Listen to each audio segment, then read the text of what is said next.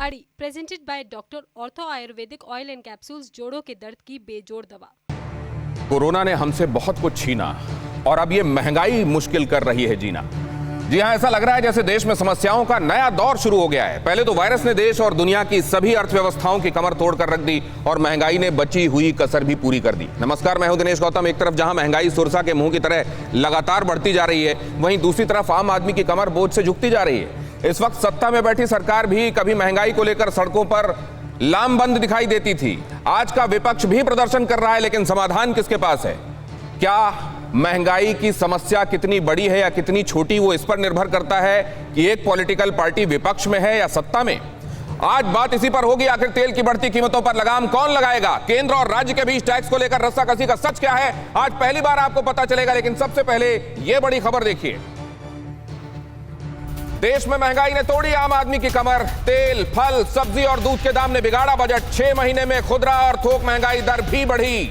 खुदरा और थोक महंगाई दर, जब मैं आपको यह ग्राफ दिखाऊंगा तो आपको पता चलेगा कि किस तरीके से जो होलसेल प्राइस इंडेक्स है वो लगातार तीसरे महीने डबल फिगर के ऊपर है, और किस तरीके से रिटेल प्राइस में यह कहा जा रहा है कि आपको राहत मिली है, लेकिन क्या वो राहत आपको महसूस भी होती है? 6.3 से 6.25 पर आई है रिटेल प्राइस इंडेक्स, लेकिन क्या यह राहत के तौर पर आपको महसूस भी होती है? या चपत तो तेज लगती है लेकिन राहत ऊंट के मुंह में जीरा है? मैं अपने मेहमानों का रुख करूंगा। आज के शाम हमारे खास मेहमान हमारे साथ चर्चा में जुड़ेंगे, उनसे आपका परिचय कराऊं उससे पहले एक इंफॉर्मेशन देख लेना आपके लिए जरूरी है। मेहमानों से जो जुड़ चुके हैं, मैं माफी मांगूंगा कि थोड़ा से विलंब के साथ आपके पास आ रहा हूं, लेकिन एक इंफॉर्मेशन शेयर किए बगैर अगर आपके पास आया तो पर्सपेक्टिव अधूरा रह जाएगा। यह परिप्रेक्ष्य जान लेना जरूरी है। क्यों हम ये कह रहे हैं कि महंगाई ने लोगों की कमर तोड़ दी है? आप सब जानते हैं कि महंगाई की वजह से इकोनॉमी वैसे ही परेशान है, अर्थव्यवस्था वैसे ही रेंग रही है, और ऐसे में लोगों की जेब, तनख्वाह 1 तारीख को आती है, हफ्ते भर के अंदर साफ हो जा रही है। आखिर ऐसा कब तक चलेगा? और लोगों को तब जब उनको हेल्थ के लिए एक्सपेंडिचर में इजाफा हो गया है, तमाम दूसरे एक्सपेंडिचर वो कम नहीं हो रहे हैं। अगर उनकी आमद इसी तरीके से खर्च हो जाएगी तो होगा क्या? लेकिन इस सब की जड़ में क्या है, जरा समझिए। सस्ते दिन कब आएंगे? सस्ते दिन आएंगे भी या नहीं? घुटना, कंधा या कमर, चाहे जैसा हो दर्द, डॉक्टर ऑर्थो आपको देता है दर्द से पूरी आजादी, एक भरपूर जिंदगी। ये कोई टेम्परेरी पेन किलर नहीं, आयुर्वेदिक औषधि है। यहां देखिए, ये वो रूट कॉज है जिसकी वजह से बाकी जगहों पर महंगाई रिफ्लेक्ट कर रही है। तेल, ट्रांसपोर्टेशन ये महंगा हुआ, माल की ढुलाई महंगी हुई, और वो सब में रिफ्लेक्ट कर रही है। वो कीमतें अनाज की हो, वो कीमतें सब्जियों की हो, खाना पीना सब कुछ महंगा। हालांकि सरकारी आंकड़े अभी आपको दिखाऊंगा तो उसमें बताया गया है कि जो मैन्युफैक्चर्ड प्रोडक्ट्स हैं उनमें जरूर तेजी आई है, लेकिन जो खाने पीने की चीजें हैं, सब्जियां हैं, वो तो नीचे आई हैं। बहरहाल कोरोना ने छीनी कमाई। कोरोना ने कमाई किस तरीके से छीनी है? आम आदमी आज ये जीना भी कोई जीना है लल्लू वाली बात उसके साथ मसल वो लागू हो रही है। क्यों हो रहा है ऐसा, ये हम आपको बताएंगे। आज के दाम जरा देख लीजिए। आज के दाम जब आप देखते हैं तो पाते हैं दिल्ली, मुंबई, कोलकाता, चेन्नई, भोपाल, जयपुर, यहां पर अगर पेट्रोल आप देखें 100 सब जगह सैकड़ा मार के पेट्रोल आगे बढ़ा हुआ है, और डीजल भी पीछे नहीं है, पीछे पीछे आ रहा है। 89, 97, 93, 94, 98, 99। और ये जब माल ढुलाई के लिए प्रयोग होता है तो वो रिफ्लेक्ट करता है। आज माल ढुलाई के बाद जब कीमत आखिरकार तय होती है तो लोगों को पसीना आ जाता है। 1000 रुपए का नोट एक बार सब्जी लेने चले जाइए, साफ हो जाता है। जरा आगे दिखाइए। अब पेट्रोल की छलांग के हिसाब से अगर आप देखेंगे तो ये राहत मिलती दिखाई नहीं दे रही है। देखिए आप यहां पर आपको जुलाई, जनवरी, फरवरी, अप्रैल, मई, जून, जुलाई से जुलाई तक का सफर पूरा कराते हैं, 2020 से लेकर 15 जुलाई तक। और यहां देख लीजिए, ये अपवर्ड ट्रेंड दिखाई देगा आपको ग्राफ में, जो जाकर खत्म होता है 101 रुपए 54 पैसे पर शुरू होता है 80 रुपए 43 पैसे से। 80 रुपए 43 पैसे से 101 रुपए 54 पैसे। इसीलिए पिछले साल जून में जहां नेगेटिव में था होलसेल प्राइस इंडेक्स, आज वो 12 के पार दिखाई देता है। आप जरा जल्दी से देखिए क्या होता है। ये डीजल के संदर्भ में जब हम देखने की कोशिश करते हैं, जनवरी टू जुलाई हम आपको दिखा रहे हैं, 73 रुपए से मामला शुरू होता है और ये अपवर्ड ट्रेंड जाकर खत्म होता है 89.18 और 89.87 पर। इस कदर बढ़ती महंगाई इतने कम वक्फे में, इतनी ज्यादा बढ़ती महंगाई, इतने कम अरसे में इतना ज्यादा तेजी से बढ़ती महंगाई क्या लोगों को कोप करने, क्या लोगों को उस हिसाब से अपनी तैयारी करने का मौका भी दे रही है? सीएनजी भी देख लीजिए, कहा जा रहा है आने वाले दिनों में वैकल्पिक ऊर्जा के सोर्सेस का रुख करना पड़ेगा। अगर पेट्रोल डीजल है तो क्या ये सीएनजी कम है? 42 रुपए से शुरू हुई थी, जनवरी की बात है, जून, जुलाई और जुलाई में 44 रुपए 30 पैसे हो गई है। और अगर ये अभी तो पेट्रोल और डीजल मेनली इस पर डिपेंडेंट है, अगर सीएनजी पर ग्रेजुअली ज्यादा डिपेंडेंट हुए तो इतना इजाफा नहीं होगा। फिर आने वाले दिनों में जब इस पर निर्भरता ज्यादा हो जाएगी तो क्या इसी तरीके से ये भी खून के आंसू रुलाएगी? ये एक अहम सवाल है। और इसको अगर आप देखेंगे एलपीजी के हिसाब से, जनवरी, फरवरी, मार्च, जुलाई, 694 से शुरू हुआ मामला 834.50 पर पहुंच गया। इसीलिए कहा जा रहा है कि तब तो आज के सरकार में बैठे लोग सिलेंडर ले लेकर रोडों पर बैठ जाते थे, अब क्या हो गया उनको? अब जरा जल्दी से आगे देखिए। ये इंफॉर्मेशन अगर आपने देख लिया, एलपीजी में, पेट्रोल में, डीजल में आग अगर आप समझ गए तो ये क्यों है जरा ये भी समझ लीजिए। आगे मैं आपको ले चलता हूं। जरा यहां महंगाई देखिए, रिटेल मतलब खुदरा के हिसाब से महंगाई दर कैसी दिखाई दे रही है, जरा वो देखना जरूरी है। महंगाई की मार हम क्यों कह रहे हैं, जरा वो देखिए। वहां से अगर आप शुरू करेंगे जनवरी, फरवरी, मार्च और अगर आगे आते जाएंगे तो 4.06 से शुरू हुआ मामला आपको जून आते आते 6.25 में दिखाई देगा, 6.30 से 6.25। एक्सपर्ट्स ये कह रहे हैं कि हम तो उम्मीद कर रहे थे कि 6.9 के आसपास ना पहुंच जाए, इसलिए इसी में राहत कीजिए कि ये 6.25 हुआ है 6.30 से, मतलब घटा है, महंगाई घटी है। क्या आपको महसूस होती है? होती है तो जरा कुछ देर बाद जनता से, आप ही के बीच में से लोग जो आ रहे हैं वो क्या कहते हैं, और हमारे संवाददाता गौरव अग्रवाल जिन्होंने रोडवेज महंगाई एक्सप्रेस जरा वहां पर जाकर देखा, लोगों से बातचीत की, वो हम बताएंगे। जरा आगे देखिए, रिटेल महंगाई के बाद होलसेल प्राइस इंडेक्स भी देख लीजिए। होलसेल महंगाई क्या कहती है? 2.03 जनवरी से शुरू हुई, फरवरी 4.83, 7.89, 10.74 अप्रैल, मई 12.94, पहला महीना 12.07, जून दूसरा महीना, और ये वहां से शुरू हो रहा है 10। इनफैक्ट यहां देखें, इकाई दहाई और इकाई दहाई के आंकड़ों में लगातार तीसरा महीना आपको दिखाई दे रहा है। किधर जा रही है बात? लेकिन ये क्यों कम नहीं हो रहा है? क्या लोगों को नहीं पता? क्या सरकारों को नहीं पता कि लोग जिनकी नब्ज पकड़कर ही तो वो सरकार पर आते हैं? लेकिन क्या करें, यहीं से तो कमाई है। राजस्व जो कोरोना के दौरान गंवाई है, आखिरकार यहीं से तो कमाई है। वैट वसूली प्रदेश के हिसाब से देखिए, प्रदेशों में पेट्रोल और डीजल के हिसाब से राजस्थान 36%, डीजल पर 26% पेट्रोल, दिल्ली 30%, 16.75, मध्य प्रदेश 33-23, महाराष्ट्र 25-21, उत्तर प्रदेश 26-17। अपना हिस्सा रखने में कोई राज्य पीछे नहीं है, लेकिन इल्जाम केंद्र की तरफ आता है। लेकिन केंद्र की तरफ क्यों आता है, जरा वो भी देख लीजिए।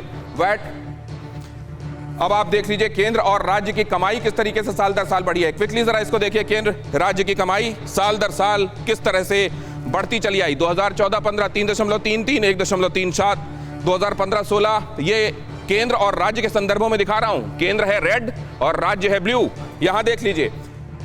और ये लाख करोड़ रुपए में, नीचे जरा देख लीजिए अप्रैल से सितंबर का डेटा और आंकड़े लाख करोड़ रुपए में, इसको ध्यान देते हुए और इसको जरा क्लोज कीजिएगा। अब जरा देख लीजिए, केंद्र 3.33 तो राज्य 1.37, 4.15 1.42, 5.25 1.66, 5.43 1.85, 5.76 2.01, 5.55 2। आंकड़ों की निगाहों से समझना इसलिए जरूरी है क्योंकि इसी का हवाला तो दिया जाता है, और अगर इसी का हवाला दिया जाता है तो आखिरकार ये समझना पड़ेगा कि लोचा कहां पर है। हमारे साथ खास मेहमान जुड़ रहे हैं, उनका रुख करूंगा और समझूंगा कि ये क्या बाजीगरी है। प्रोफेसर गौरव वल्लभ, कांग्रेस के धारदार प्रवक्ता, चार्टर्ड अकाउंटेंट भी हैं और जोखिम के हवाले से वो रिस्क कैलकुलेटर भी हैं। समझूंगा कि कितना बड़ा जोखिम दिखाई दे रहा है उनको सरकार के लिहाज से, लेकिन क्या इसको विपक्ष इनकैश कर पा रहा है। गोपाल कृष्ण अग्रवाल जी हमारे साथ जुड़ रहे हैं, कमाल के तरीके से तथ्यात्मक रूप से अपनी बातें रखते हैं। डॉक्टर अजय आलोक, जेडीयू के मेरे पसंदीदा प्रवक्ताओं में से एक, प्रोफेसर नवल किशोर, प्रवक्ता, एकेडमिशियन, आरजेडी से जुड़े हुए हैं। अमित जैन अर्थशास्त्री हैं और कमाल की नब्ज टटोलते हैं इस तरह के मामलों में, आपको वैसे समझाएंगे कि आपके समझ में आएगा एक्चुअली कहां पर प्रॉब्लम है। और गौरव खासतौर से हमारे साथ इसलिए जुड़े हुए हैं क्योंकि इकोनॉमिक रिपोर्टिंग का उनको अच्छा खासा अनुभव है और अभी हाल में उन्होंने सड़क के रास्ते एक लंबा सफर तय किया, रास्ते में मिलने वाले लोगों से बात करते हुए जानने के लिए कि आखिर महंगाई है भी मुद्दा कि नहीं, और है तो कितने परेशान हैं लोग उससे। सबसे पहले तो मैं शुरू करना चाहता हूं गोपाल कृष्ण जी से। गोपाल कृष्ण जी, आपको ये समस्या दिख रही है तो कितनी बड़ी दिख रही है, या लोग परेशान तो हैं लेकिन कोप कर रहे हैं? नहीं, देखिए, समस्या महंगाई की है। कुछ सेक्टर्स में जैसे ऑयल जो है, पेट्रोल, डीजल और जो ऑयल है जो इंपोर्ट हम करते हैं मलेशिया वगैरह से, उसमें महंगाई है, लेकिन सरकार इस बात के लिए पूरी तरह से जागरूक है, काम कर रही है। आरबीआई ने भी कहा है कि जो महंगाई दर है 6.2 जो अभी हुई है, थोड़ी कम हुई है, अपर रेंज में है। चैलेंज है, लेकिन अभी उसके आरबीआई के रेंज में ही है। तो यह बात तो अवश्य है कि महंगाई को आगे चेक करना है सरकार का, और आरबीआई का उसमें ध्यान है। सरकार पेट्रोलियम प्राइसेस के लिए आज भी सवेरे अगर आप देखें तो कल जो पेट्रोलियम मिनिस्टर है हरजीत पुरी जी ने गल्फ कंट्रीज में बात की है कि आप सप्लाई बढ़ाएं। सरकार उसके लिए प्रयास कर रही है, और ये जो इंपोर्ट के ऊपर भी जो इश्यूज हैं उसको भी लेके सरकार पूरी तरह जागरूक है। सरकार का धीरे धीरे जैसे ही टैक्स रेवेन्यू कलेक्शन बढ़ता है, सरकार इन चीजों को देखेगी, लेकिन ओवरऑल सरकार की अभी आवश्यकता है कि जो सरकार अपने खर्चे को बरकरार रखे, खर्चे को बढ़ाए, और जो सेगमेंट जिनके ऊपर ज्यादा प्रभाव महंगाई का होता है उनको, जैसे खाद्यान्न की आपूर्ति करनी है निशुल्क रूप से, उसको बढ़ा दिया है। और डायरेक्ट बेनिफिट ट्रांसफर किसानों के लिए, इस तरह के कार्यों के अनुसार जो वर्ग। तो आपने दो चीजें कह दी कि अभी जब राजस्व हमारी कमाई ठीक होने लगेगी सरकार की तो राहत दी जाएगी, और दूसरे आप ये कह रहे हैं कि दूसरी तरफ से राहत दी भी जा रही है। अगर एक तरफ उनके लिए परेशानी है। सर मैं लौट रहा हूँ आपके पास। आपने लेकिन एक इंपॉर्टेंट बात कही सर, वो मैं समझना चाहता हूँ गोपाल कृष्ण जी। आपने कहा विद इन द रेंज है आरबीआई की, 6% कंफर्टेबल रेंज कही जाती है, 6.25, 6.3, ये रेंज से बाहर माना जाएगा या रेंज के आसपास माना जाएगा या रेंज के अंदर माना जाएगा? मैं आपके पास आऊंगा। गौरव वल्लभ जी, आ रहा हूं सर, आ रहा हूं। एक राउंड सबके पास हो लूं जल्दी जल्दी। गौरव वल्लभ जी, सब काबू में है? ठीक है, आने वाले दिनों में और ठीक हो जाएगा। देखिए, मैं तो सरकारी आंकड़ों पे बात कर रहा हूं, और वो ही सरकारी आंकड़े जो 12 जुलाई को सरकार ने पेश किए। अंडों में 19.35% की महंगाई, मिल्क, फ्रूट, ऑयल और फैट मतलब घी में 34%, फ्रूट्स में 11%, क्लोथिंग में 6.5%, फ्यूल एंड लाइट में 12.5%, ट्रांसपोर्टेशन में 11.5%। अगर ये सब कुछ ठीक है तो फिर खराब क्या होता है, मुझे ये बताओ। और मैं तो छोटी सी बात पूछूंगा, ज्यादा लंबी चौड़ी डिस्कशन की जरूरत नहीं है। अभी बीजेपी के प्रवक्ता ने कहा गल्फ में बात कर रहे हैं पेट्रोल के मंत्री। अरे तेल के मंत्री जी, एक्साइज ड्यूटी भारत सरकार ने लगाई है। जो एक्साइज ड्यूटी पेट्रोल पर 2014 में 9 रुपए 48 पैसे प्रति लीटर लगती थी, वो आज 32 रुपए 90 पैसे प्रति लीटर हो गई। मतलब पिछले 7 साल में 247% एक्साइज ड्यूटी भारत सरकार ने बढ़ाई है पेट्रोल पे।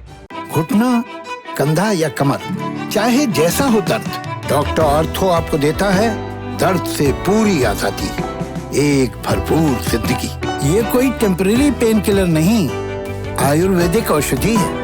डीजल पर जो एक्साइज ड्यूटी प्रति लीटर 3 रुपए 56 पैसे लगती थी, वो आज 31 रुपए 80 पैसे है। मतलब 7 साल में 794% का इजाफा हुआ है डीजल में, और घटाने की बात कर रहे हैं गल्फ से। मुझे समझ में नहीं आता कि, और प्रवक्ता यहाँ आके बता भी रहे।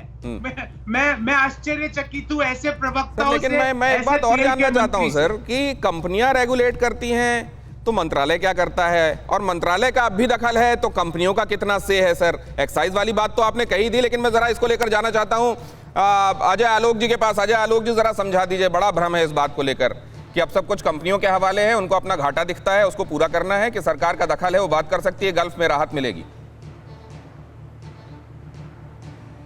नहीं, बिल्कुल गौरव वल्लभ जी ने ठीक कहा। एक्साइज ड्यूटी बढ़ी है, केंद्र ने भी बढ़ाई, राज्यों ने भी बढ़ाई, क्योंकि आय का स्रोत है। किस काल से हम गुजर रहे हैं ये जानना ज़रूरी है। बहुत आसान है विपक्ष में बैठ के क्रिटिसाइज़ कर देना कि दाम बढ़ गए, महंगाई तोड़ कमर तोड़ महंगाई है। ज़रा मुझे बताइए तो किस सेक्टर में हरकत हो रही है, इकोनॉमिक हरकत किस सेक्टर में हो रही है? आपका रियल एस्टेट का सेक्टर ठप पड़ा हुआ है, बिजनेस एक्टिविटी आपकी नहीं है, रेवेन्यू आएगा कहाँ से? आपको वैक्सीन भी लगानी है, आपको सीमा की सुरक्षा भी करनी है, आपको सेना को सुदृढ़ भी करना है, आपको नेशनल हाईवेज भी बनाने हैं, आपको इंस्टीट्यूशंस भी बनाने हैं, आपको भारत को मजबूत भी रखना है। और जब सरकार कह रही है कि बाकी सोर्सेज से रेवेन्यू जब बढ़ेंगे तो निश्चित तौर पे डीजल और पेट्रोल में राहत दी जाएगी। ये एक टफ टाइम है पूरे देश के लिए, मेरे और आपके लिए नहीं, पूरे देश के लिए। आम आदमी या गरीब आदमी निश्चित तौर पे इसको भुगत रहा है, इसमें भी कोई शक का संदेह नहीं है। लेकिन सच्चाई है कि जिस काल से हम गुजर रहे हैं सिर्फ भारत नहीं गुजर रहा है, पूरा विश्व गुजर रहा है। इसलिए परसेप्शन वही बनाइए जो एग्जैक्ट दिखता है। ठीक है, बहुत इंपॉर्टेंट बात कह रहे हैं सर आप। एक्साइज बढ़ी हुई है, सरकार अगर को ये रेवेन्यू खर्चे चाहिए। होने हैं और ये सरकार को खर्चे देश के लिए रेवेन्यू जरूरी हैं तो कैसे देश किधर से चलेगा? होने हैं, जरा इसको लेकर मैं चलना चाहता हूं। आरजेडी के प्रवक्ता हमारे साथ नवल जी जुड़े हुए हैं। नवल जी, देश की खातिर ये महंगाई कबूल की जानी चाहिए। देखिए, देश में अच्छे दिन लाने के लिए इस सरकार को कबूल किया था और पिछले 7 साल में आपने देखा होगा कि जो लोग महंगाई की मार कह के राजनीति करते थे वो महंगाई के जनक बन गए।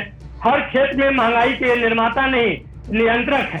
इसलिए इस बात को कहना, महामारी तो प्राकृतिक आपदा है, ये कोई किसी से पूछ कर नहीं आती है, लेकिन जो महामारी जो है, लेकिन जो महंगाई है वो तो सरकार द्वारा निर्मित है।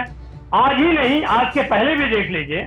और जिस तरह से इन्होंने उसको नियंत्रण करने का कोशिश किया है, कौन नहीं जानता है कि जिस क्षेत्र का सबसे ज्यादा योगदान है भारत के इकोनॉमी में, असंगठित क्षेत्र को, उस क्षेत्र के लोगों को किस पीड़ा से गुजरना पड़ा 1 साल पहले पहली लहर में, ये कौन नहीं जानता है। और सरकार उस समय क्या कह रही थी, ताली थाली और घंटी बजा रही थी। और जिस वैक्सीनेशन की बात की जा रही है, उस वैक्सीनेशन पे जो खर्च करने थे, बजट एलोकेशन हुए, उसका कैसे, कब और क्या खर्च हुआ वो कौन नहीं जानता है। आज भी देश में जगह जगह पे मोदी जी और उनके जो सहयोगी हैं वो चाहते हैं कि हमें पूरा देश धन्यवाद करे कि हम मुफ्त में वैक्सीन लगा रहे हैं, मुफ्त में इलाज दे रहे हैं, मुफ्त में राशन दे रहे हैं। ये मुफ्त में राशन, इलाज और वैक्सीन का खर्च क्या है ये कौन नहीं जानता है। गोपाल कृष्ण जी, आप लोगों को पोस्टर बनवाने चाहिए जनता का थैंक यू वाला, क्योंकि वो लोग पैसे दे रहे हैं ये सब काम मुफ्त में संभव हो सके इसके लिए। ये जवाब लेने के लिए मैं आपके पास आऊंगा, लेकिन अमित जैन हमारे साथ जुड़े हैं। अमित, पिछली बार जब आपसे मुलाकात हुई थी उसके मुकाबले काफी यंग दिख रहे हैं आप। ये रिवर्स गियर जो आपने लगाया है, ये इकोनॉमी में लगाना संभव है क्या? थैंक यू दिनेश भाई। आई थिंक अगर मैं बात करूं, जैसा कि आपने एक नंबर दिया शुरू के अंदर कि मुंबई के अंदर पेट्रोल करीबन 100 रुपये के भाव है आज, तो पहले तो मैं उस बाइफिकेशन को देता हूं कि जो 100 रुपये का बाइफिकेशन है, उसका बाइफिकेशन है कि 50 रुपये का आपका बेस प्राइस है फ्यूल का, 50 के साथ आप 35 रुपीज़ ऐड कर लीजिए करीबन सेंट्रल गवर्नमेंट का, और करीबन 20 रुपये आप ऐड कर लीजिए स्टेट गवर्नमेंट का, on an average 18 to 20 rupees. यही अगर आप समअप करते हैं तो 105 रुपये का पेट्रोल का भाव बढ़ जाता है। सो अगर आप देखते हैं कि 50 रुपये के बेस प्राइस के ऊपर एक रिटेल क्लाइंट को, या एक जो गरीब है, जो गरीब इंसान है हमारे देश का, या एक मिडिल क्लास है, उसको 105 रुपये देना पड़ता है। ये ऑलमोस्ट 100% टैक्स है, and it is one of the highest in the world somewhere. ठीक है, और एक भारत एक ऐसा देश है जहाँ पे आज टॉप 1% पॉपुलेशन या टॉप 1% बिलियनियर वो करीबन 40 to 50% आपके वेल्थ को होल्ड करते हैं। तो एक ऐसी कंट्री के अंदर जहाँ इनकम इनइक्वलिटी इतनी ज्यादा हो, राइट, वहाँ पे ये बर्डन एक रिटेल पब्लिक पे डालना बहुत अच्छी चीज़ नहीं है। इसके लिए हमें और ऑल्टरनेटिव को खोजना पड़ेगा। जैसे कि एक ऑल्टरनेटिव है कि हम इस पेट्रोल के प्राइस को हम गोइंग फॉरवर्ड कहीं ना कहीं डायरेक्शनली, आज नहीं 1 साल बाद, 2 साल बाद, 3 साल बाद हम जीएसटी के दायरे में लेके आए। जीएसटी का दायरा 12% भी हो सकता है, 18% भी हो सकता है, 28% भी हो सकता है, पर एटलीस्ट 100% नहीं होगा फॉर श्योर। ठीक है। और जब ये पेट्रोल के दाम कम होंगे, डीजल के दाम कम होंगे, तो आपको इकोनॉमी में एक बहुत अच्छी ग्रोथ देखने को मिलेगी। बिकॉज पेट्रोल एक ऐसी चीज है, चाहे आप कॉर्पोरेट में काम करते हैं, या आप कॉर्पोरेट हाउस हैं, या आप एक बिलो पॉवर्टी लाइन इंडिविजुअल हैं, सिटीजन ऑफ इंडिया हैं, या ये आपने इंपॉर्टेंट बात कह दी अमित जैन। आपकी बात को लब्बो लुआब में फिलहाल लेकर आगे जा रहा हूं। आप ये कह रहे हैं कि जहां पर इलाज समझा जा रहा है, एक्चुअली वही समस्या है। अगर वहां उस समस्या का इलाज हो गया तो इधर अपने आप इलाज हो जाएगा। आप ये कह रहे हैं अगर वहां पर राहत दी गई तो इकोनॉमी को जबरदस्त उससे इजाफा होगा उसमें। मैं आपके पास आता हूं लौट के, लेकिन इस चर्चा को आगे बढ़ाने से पहले यह खबर आपको बता दूं, देश में बढ़ती महंगाई से जनता बेहाल है। लगातार बढ़ रहे दामों से नहीं मिल रही है उसको राहत, और लोगों के सामने आर्थिक संकट गहराता जा रहा है। उनका कहना है मुश्किल हो रहा है महीने का खर्च चलाना। पेट्रोल, डीजल, खाद्य तेलों के दाम आसमान छू रहे हैं और इसका असर उनको चौतरफा महसूस हो रहा है। सुनिए लोगों ने क्या कहा। लोगों के जनरल इनकम्स कम हो गई है, लोगों को सैलरी आधी मिल रही है, जो सेल्फ एम्प्लॉयड लोग हैं उनके पास प्रोजेक्ट्स नहीं है, चीज़ें भी महंगाई भी बढ़ रही है, क्योंकि सिर्फ पेट्रोल नहीं ना, जो चीज़ें ट्रांसपोर्ट हो रही है वो भी तो महंगी हो रही होंगी ट्रांसपोर्टेशन की वजह से।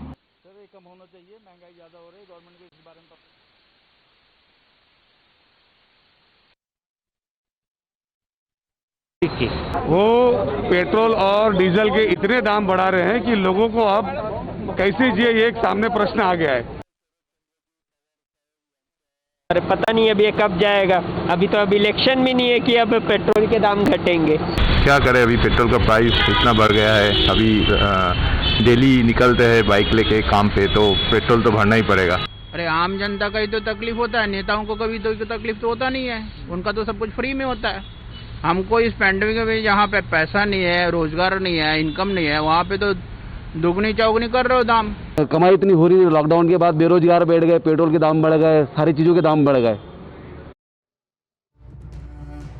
गौरव का रुख करना चाहता हूं। गौरव, आपने तो एक लंबा रास्ता तय किया, कितने किलोमीटर आपने सफर किया, लोगों ने क्या कहा, क्विकली बताइए। और ये राहत जो दिखाई दे रही है और ये with in the range RBI की जो कहा जा रहा है, ये महसूस हो रहा है लोगों को?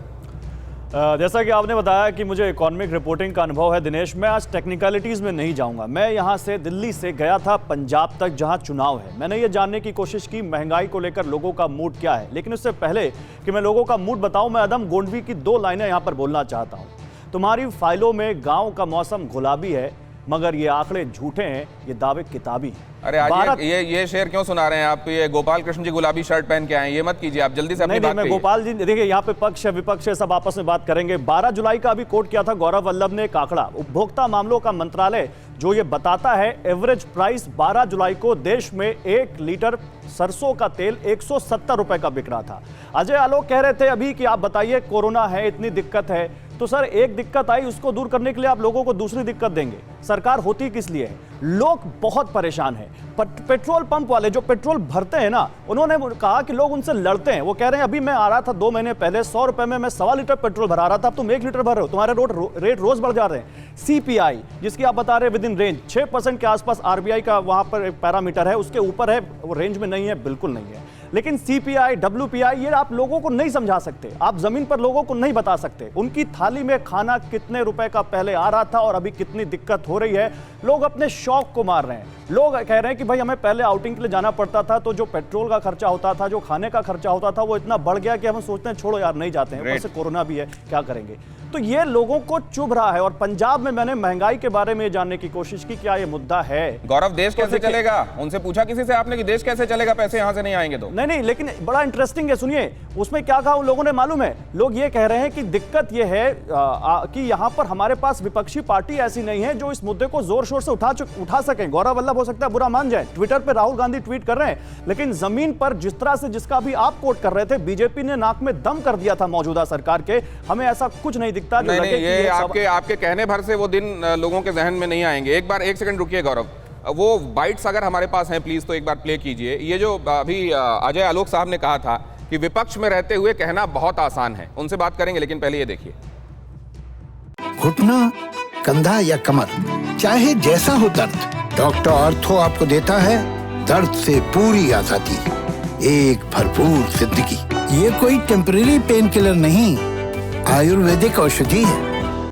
हमने बार बार बढ़ती महंगाई के खिलाफ प्रदर्शन किया है, बार बार कांग्रेस के नेतृत्व से पूछा है कि देश की संसद में अगर देश के प्रधानमंत्री ये बयान देते हैं कि 100 दिन में महंगाई पर वो नियंत्रण पाएंगे और अपने वादे को पूरा नहीं कर पाते, तो ऐसे अर्थशास्त्री प्रधानमंत्री पर देश की जनता किस प्रकार से भरोसा कर सकती है। जब से प्रधानमंत्री जी ने 100 दिन में महंगाई को घटाएंगे इस वचन की पूर्ति को नहीं किया है, तब से देश में एक संदेह पैदा हुआ है कि अगर देश के अर्थशास्त्री प्रधानमंत्री पर हम महंगाई पर नियंत्रण पाने के लिए विश्वास नहीं कर सकते, तो ऐसे प्रधानमंत्री का और ऐसी सरकार का जिस पर भरोसा नहीं है देश की जनता का, क्या फायदा। साल का रिपोर्ट कार्ड के कुछ ही घंटों में उन्होंने देश में जिस प्रकार से पेट्रोल के दाम बढ़ा दिए, ये दिल्ली सरकार की शासन चलाने की नाकामयाबी का जीता जागता सबूत है। देश की जनता के अंदर भारी आक्रोश है और इसके कारण और भी चीजों पर बहुत बड़ा बोझ होने वाला है, सरकार पर भी बहुत बड़ा बोझ होने वाला है। मैं आशा करूंगा कि प्रधानमंत्री जी देश की स्थिति को गंभीरता से ले और पेट्रोल के दाम बढ़ाए हैं उसको वापस करें। जो पेट्रोल की दरों में वृद्धि की है सरकार ने, उसका कोई आधार नहीं है। उसी दिन अंतर्राष्ट्रीय बाजार में कीमतें कम हुई है। हम चैलेंज करते सरकार को कि पूरी तरह से रिफाइंड पेट्रोल दिल्ली में 34 रुपए से मिल सकता है, मुंबई में 36 रुपए से मिल सकता है, तो उसके दुगने दाम क्यों है?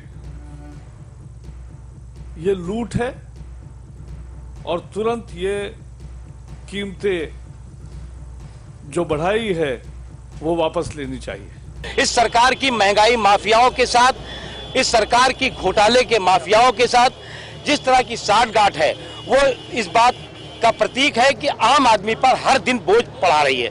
ये सरकार घोटालों के गुरु घंटालों की सरकार है और इन्हें बेशर्मी के साथ घोटाला करने में, आम आदमी पर बोझ बढ़ाने में और पेट्रोल माफियाओं को मदद करने में किसी तरह की शर्म नहीं आती। किसी तरह से हम लोकतांत्रिक ढंग से इस सरकार को ये आवाज मजबूती के साथ पहुंचाना चाहते हैं कि लोग आज इतने आक्रोशित हैं, इतने गुस्से में हैं कि ये सरकार अगर अब भी नहीं जागी तो निश्चित तौर से इस सरकार का सफाया होगा।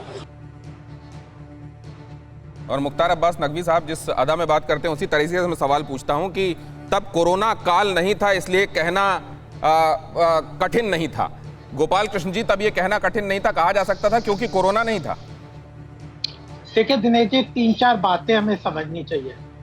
गौरव जी ने कुछ बातें कही, मेरे मित्र हैं, लेकिन कई छुपा गए, जिसको कि अभी ये जो है टैक्स कलेक्शन में एक बहुत बड़ा हिस्सा स्टेट गवर्नमेंट्स का भी रहता है और केंद्र सरकार ने पिछले समय में 36% अपना एक्सपेंडिचर बढ़ाया है। अलग अलग, कल भी डीए अलाउंस को एक इंस्टॉलमेंट भी आगे बढ़ा दी सरकार ने, उसकी भी भरपाई उसको देने का घोषणा कर दी। और चिदम्बरम साहब की बात आप देखो, उन्होंने अभी कल परसों में बयान दिया है, वैसे वो हरदम झूठ बोलते हैं लेकिन इस बार वो सच बोल गए कि यूपीए के टाइम में डबल डिजिट पे थी महंगाई दर। तो अर्थव्यवस्था की क्या हालत थी, आज पेंडेमिक के बाद इतना बड़ा कोरोना का क्राइसिस है, इकोनॉमी में बड़ा रुकावट आई हुई है, उसके बाद भी 6% के आसपास महंगाई दर है। उस समय यूपीए में डबल डिजिट का महंगाई दर था। तो फिर कंपेयर नहीं कर सकते। इसलिए आप जो बयान दिखा रहे हैं ना दिनेश जी, उसके परिप्रेक्ष्य को भी तो दिखाइए। ठीक है, उस समय पूरे तक भ्रष्टाचार कारण था महंगाई दर का। ठीक है, सरकार की जो योजनाएं थी वो लोगों के पास उसका लाभ नहीं इसको इसी तरीके से लेके जाता हूँ। आपने जो सवाल उठाया ये अहम है। आपके घर में लेकिन पीछे कुकर की सीटी की आवाज आ रही थी, भोजन बन रहा है। लेकिन मैं इधर चलता हूँ जरा प्रोफेसर गौरव वल्लभ जी के पास। गौरव वल्लभ जी, कॉन्टेक्स्ट में देखिए, परिप्रेक्ष्य में देखिए इन बयानों को। जी, अब मैं एक एक कॉन्टेक्स्ट का जवाब दे देता हूँ। नंबर 1, अग्रवाल जी, गोपाल अग्रवाल जी ने बोला कि इस राज्यों को भी मिलता है। गोपाल अग्रवाल जी, क्यों झूठ बोलते हो टीवी पे आके? अगर 32 रुपए 90 पैसे पेट्रोल पे अगर केंद्र सरकार एक्साइज ड्यूटी लेती है तो 20.5 रुपए सेस है उसमें, जिसमें राज्यों का हिस्सा कुछ नहीं होता। अगर 31 रुपए 80 पैसे प्रति लीटर एक्साइज ड्यूटी डीजल पर केंद्र सरकार लेती है तो 22 रुपए उस पे सेस है, जिसमें राज्यों का कोई हिस्सा नहीं होता। क्यों झूठ बोल के जाते हो? दूसरी बात, आपने कंटेक्स्ट की बात करी। देखिए, मैं अर्थशास्त्र के विद्यार्थी के रूप में आपको बताता हूँ, अगर बाजार में मांग बढ़ती है और इन्फ्लेशन महंगाई बढ़ती है तो ये अर्थशास्त्र के सामान्य नियम के तहत आता है। पर अगर मांग कम हो रही है और महंगाई बढ़ रही है तो इसको कहते हैं सिस्टम कोलैप्स। और अभी राइट नाउ वैसा ही हो रहा है। बाजार में मांग कम है और महंगाई बढ़ रही है क्योंकि आपकी बेरोजगारी भी बढ़ती जा रही है। उस वक्त मेरे को टर्म याद आ रहा है। 30 सेकंड दे दीजिए, फिर मैं आपका सुन लूंगा। अजय आलोक जी ने कहा देश के खातिर, अजय जी, देश के खातिर बेरोजगारी को झेल लो, देश के खातिर बीमारी को झेल लो, देश के खातिर वैक्सीन नहीं मिल रहा उसको झेल लो, देश के खातिर सरसों का तेल 200 रुपए पर लीटर को झेल लो, देश के खातिर पेट्रोल को 110 रुपए पर लीटर पे झेल लो, देश के खातिर डीजल को 100 रुपए पर लीटर पे झेल लो। तो ऐसी सरकार को झेलने की जरूरत नहीं है अजय जी, ऐसी सरकार को झेलने की जरूरत नहीं है। ठीक है सर, 30 सेकंड हो गए सर, प्लीज। और ये अब इधर से कहा गया कि आप टीवी के आगे वो कह रहे हैं जो तथ्यात्मक नहीं है, मैं उस पर जाऊंगा, लेकिन ये अहम खबर बताने के बाद महंगाई के खिलाफ कई शहरों में हल्ला बोल। पेट्रोल डीजल के बढ़ते दामों को लेकर प्रदर्शन, फल सब्जी और दूध के दाम का भी विरोध। और आने वाले दिनों में आप जानते हैं बिहार में जो मुख्य विपक्षी दल है वो भी प्रदर्शन करने जा रहा है और बड़ा हल्ला बोल करने जा रहा है। फल सब्जी और दूध के बढ़ते दाम का विरोध। गौरव के पास मैं जाना चाहता हूं। गौरव, बीच में ये कहा गया कि देखिए कंसर्न है, लेकिन ये उतना बड़ा कंसर्न नहीं है, ये इस समय शायद उतना बड़ा इशू नहीं है, ये नॉन इशू है, उतना बड़ा नहीं है, या ये बहुत बड़ा अंडर करंट है, इशू है, लेकिन ये चुनावी साल नहीं है। क्विकली देखिए, मैं अपना अनुभव बताऊंगा यहाँ पर, और सब मेरा अनुभव ये कहता है, जो अजय आलोक कह रहे थे, मुझे ऐसे भी लोग मिले जो वे मानते हैं कि सरकार की कमाई कम हुई है, सरकार को यहाँ पर पैसा चाहिए, इसलिए सरकार चाहकर भी यहाँ पर उनको राहत नहीं दे पा रही है। लेकिन जो ज़्यादा लोग मुझे मिले, उनका ये कहना था कि नहीं, कोरोना से हमारी कमाई पर असर हुआ है, रोजगार पर असर हुआ है, और उसमें अगर आप हमारे लिए पेट्रोल, डीजल, खाने की चीज़ों के दाम और इस तरह की रोजमर्रा की चीज़ों के दाम बढ़ा देंगे तो हम कहाँ जाएंगे। ये डबल अटैक है। देखिए, मैं थोड़ा सा यहाँ पर ग्रीडी हो रहा हूँ यहाँ पर दिनेश। मैं एक शो यहाँ पर जो हमारा कल आने वाला है महंगाई रोडवेज, वो टीज करना चाहता हूँ। कल हम ये शो लेकर आ रहे हैं, दिल्ली से पंजाब तक हमने लोगों की नब्ज टटोली है, महंगाई का मीटर जाना है, जिसमें ये सब हम दिखाएंगे। लेकिन एक चीज और दिनेश, देखिए, इतना मासूम तरीके से आप कांग्रेस को नहीं छोड़ सकते। आप देखिए, देश में 2 सूबे हैं जहां सबसे ज्यादा महंगा है पेट्रोल, वो है राजस्थान और वो है महाराष्ट्र। आप वैट क्यों नहीं कम कर देते? सबसे ज्यादा वैट तो आप लगा रहे हैं, दोनों जगह कांग्रेस में सरकार है। कंबल ओढ़कर घी पी रहे हैं कांग्रेस के लोग, गौरव का कहना है। लेकिन मैं गौरव आपका धन्यवाद करता हूं और कल आपके शो का इंतजार रहेगा। बहुत धन्यवाद। टाइमिंग और बता देते तो दर्शकों के दिमाग में रहता। खैर, बहुत धन्यवाद। और कितने बजे? दोपहर में 2 से 4 के बीच। दोपहर में 2 से 4। चलिए, महामारी पर कमाई पर ग्रहण। मैं आ रहा हूं अजय आलोक साहब, आप ही के पास आ रहा हूं, लेकिन पहले मैं जरा दिखा दूं, ये भी बता दूं, ये भी पर्सपेक्टिव देने का काम करेगा। और इधर जरा ये भी देख लेना आवश्यक है, लोग त्रस्त तो हैं, परेशान तो हैं, लेकिन कितना लोग ये कह रहे हैं। अब जरा पहले ये मजदूरी का हाल देख लीजिए। दिहाड़ी मजदूरी के हिसाब से आपको देखने को मिल जाएगा कि वो लोग जो निचला तबका कहलाते हैं, जो निचले पायदान में बैठे हुए लोग हैं, महामारी कमाई पर ग्रहण, और ये अजीम प्रेमजी इंस्टीट्यूट, ये सोर्स है। दिहाड़ी मजदूरी 2019-2020 यूएस डॉलर के हिसाब से स्वरोजगार और स्थायी वेतन भोगी 122.6, 2020 107, स्वरोजगार 213, 174, अस्थायी वेतन भोगी 153.3, 126.7 और स्थायी वेतन भोगी 392.4, 372। फर्क किसको कितना पड़ता है, कितनी गहरी जेब है और इस समय कितना बड़ा पंप लगा हुआ है उस पैसे को बाहर उलीचने के लिए। कम कैसे होंगे दाम?